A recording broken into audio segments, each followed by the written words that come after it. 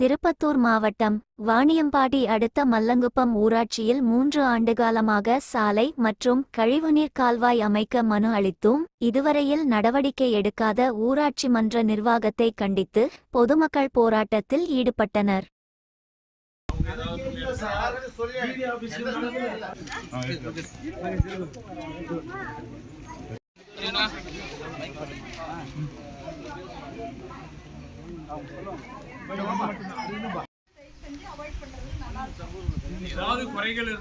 திருப்பத்தூர் மாவட்டம் வாணியம்பாடி அடுத்த மல்லங்குப்பம் ஊராட்சியில் 3 ஆண்டுகாலமாக சாலை மற்றும் கழிவுநீர் கால்வாய் அமைக்க மனு அளித்தும் இதுவரையில் நடவடிக்கை எடுக்காத ஊராட்சி மன்ற நிர்வாகத்தை கண்டித்து பொதுமக்கள் போராட்டத்தில் ஈடுபட்டனர்.